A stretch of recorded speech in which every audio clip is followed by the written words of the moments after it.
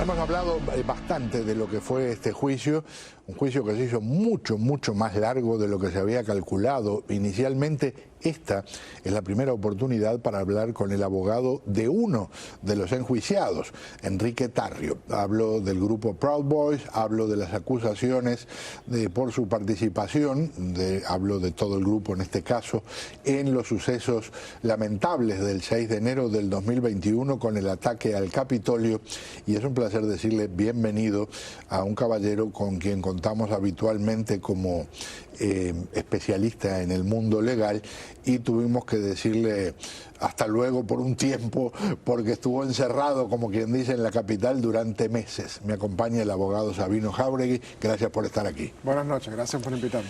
Lo primero, ¿cómo es tan grande la diferencia entre lo que calcula de tiempo la Corte y lo que pasó en realidad, de 4 semanas a más de 4 meses, verdad? Es porque habían varias sorpresas durante el juicio. Mientras que el juicio se vaya desarrollando, salía evidencia nueva, salía algo que no sabíamos, alguna evidencia que hasta la misma fiscalía no sabían que tenían en su posesión. Entonces eso complicó las audiencias. Había muchas audiencias que eran en secreto, que eran selladas por razones de seguridad nacional, y eso alargó el caso y complicó el caso más que lo que se suponía. Se suponía que iba a ser 4 semanas y fue un total de casi 5 meses que estuve ahí arriba. Viviendo todo el tiempo allá prácticamente. Viviendo todo el tiempo allá, trabajando casi 16 horas al día, una batalla constante ahí contra los fiscales del gobierno. Un detalle cuando habla de la fiscalía, en que había cosas que ni la fiscalía sabía que tenía en su poder. ¿Cómo puede ser eso? Porque en un caso tan complicado, tan complejo como este, el caso este viene siendo la investigación criminal más grande en la historia de los Estados Unidos.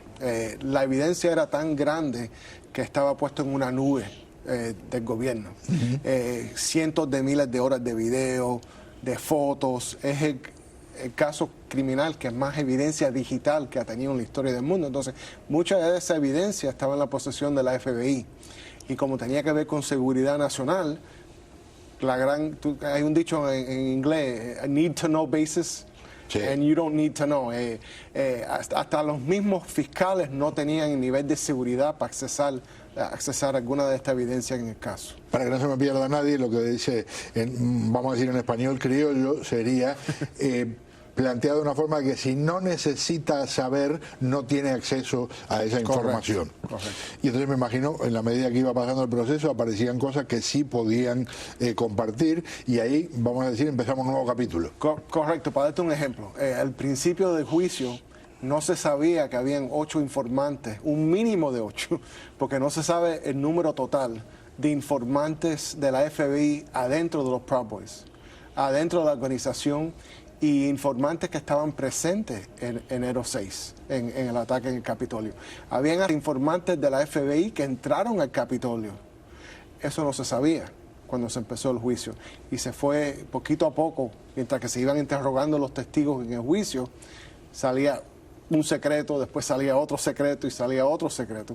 Que claro, para la defensa es una gran desventaja, porque nosotros queremos saber toda la evidencia antes del juicio para poder prepararnos.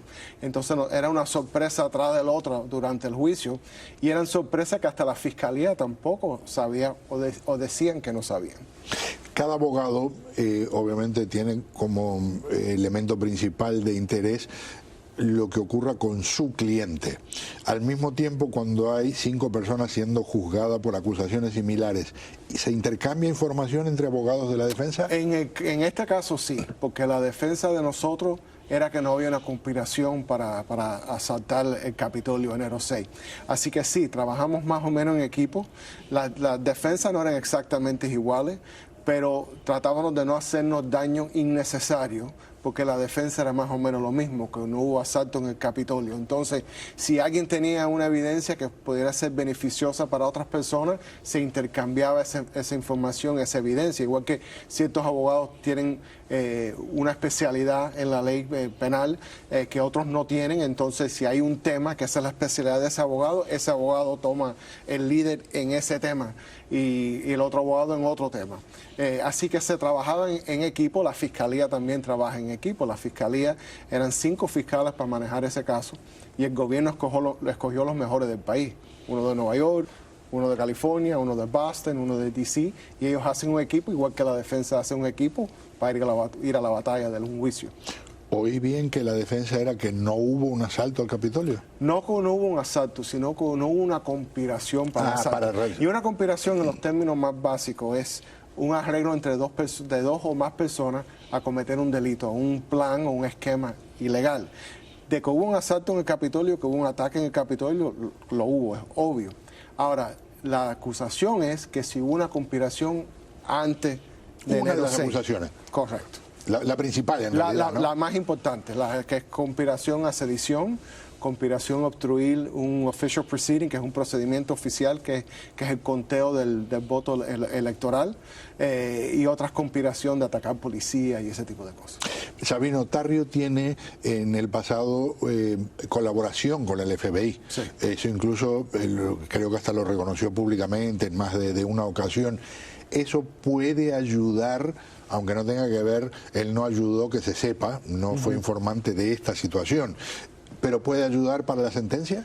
Puede ayudar, pero para estar claro, en este mismo caso él ayudaba con la policía. Y nosotros presentamos evidencia de eso, que él estaba en comunicación constante con la cabeza del Departamento de Inteligencia de Washington, D.C. Él cada vez que iba a una actividad en Washington, D.C., él se comunicaba con el oficial, decía dónde iba a estar, a qué fecha iba a estar ahí, cuáles iban a ser sus actividades. Él hasta se comunicó con ese oficial antes de esos eventos. Y sí, le va a ayudar en una posible sentencia.